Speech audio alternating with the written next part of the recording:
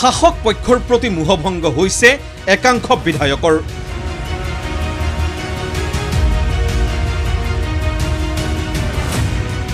২৬ৰ নিৰ্বাচনৰ প্ৰাক্ষণত ভৱিষ্যতৰ প্ৰতি দৃষ্টি দি শিবিৰ সলোৱাৰ যোজা।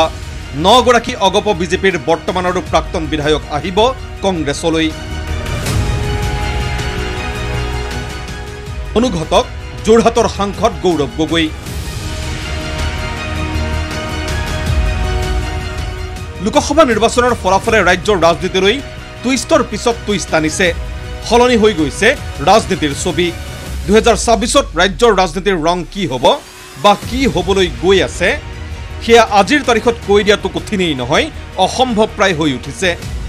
কিন্তু একাংশ অভিজ্ঞ আৰু ৰাজনীতিৰ পাশাত পাকৈত ৰাজনৈতিক নেতাই 26ৰ ৰাজনীতিৰ জিলিঙনিত দেখা পাইছে আৰু তাৰেই আঁত ধৰি শাসক পক্ষৰ শিবিৰ এৰি কংগ্ৰেছমুখী হোৱাৰ যোজা চলাইছে।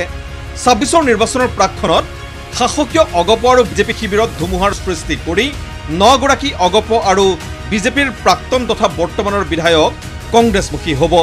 মূলতঃ ডিব্ৰুগড় আৰু যোৰহাট লোকসভা সমষ্টিৰ উপৰিও নামনিৰো একাধিক বৰ্তমান আৰু প্ৰাক্তন বিধায়কে যোৰহাটৰ সাংসদ গৌৰৱ গগৈৰ সৈতে যোগাযোগ কৰি কংগ্ৰেছমুখী হোৱাৰ যোজা চলাইছে।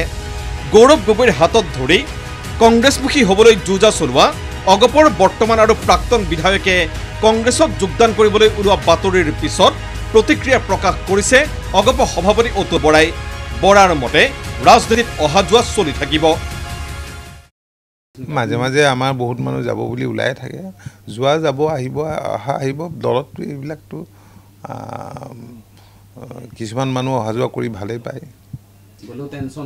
নহয়, তেনেকুৱা কথা নহয়, তেনেকুৱা কথা নহয়। মই নাভাবোঁ যে আমাৰ দলৰ কোনোবা যাব, কাৰণ দললৈ বহুত আহিব বুলি আমাৰ খবৰ আছে। কিন্তু মই এইটোহে কৈছোঁ, আপোনালোকে দেখিছে যে দলবিলাকত দল বাগৰা কথা দুটা নথকা নহয়, বহুত দলীয় নেতা ইফালে সিফালে যায়। অতুল বৰাৰ কথাত যুক্তি আছে আৰু দমো আছে, কিন্তু দলৰ জন্মলগ্নৰ পৰা আৰু দলটোৰ শক্তিশালী একাংশ নেতা দলৰ পৰা আঁতৰি গ'লে আঞ্চলিক শিবিৰটোত কি প্ৰভাৱ পৰিব সেয়া কাৰ্যক্ষেত্ৰত নিৰ্বাচনৰ প্ৰাক্ষণতে বুজি পাব অতুল বৰাই। ইপিনে কংগ্ৰেছলৈ পুনৰ ঘূৰি আহিব বুলি যি চৰ্চা চলি আছে সেই চৰ্চাক নস্যা কৰিছে তৃণমূল কংগ্ৰেছৰ সভাপতি ৰিপুণ বৰাই।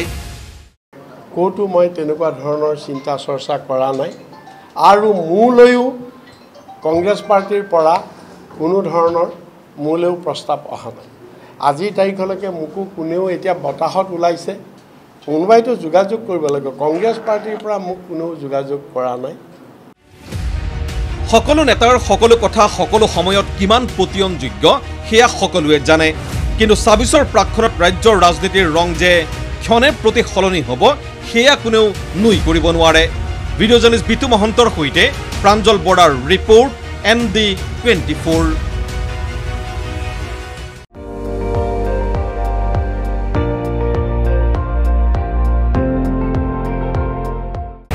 আপুনি চাই আছে ND24, সৰ্বশ্ৰেষ্ঠ নহয়, সৰ্বোত্তমৰ দৌৰত।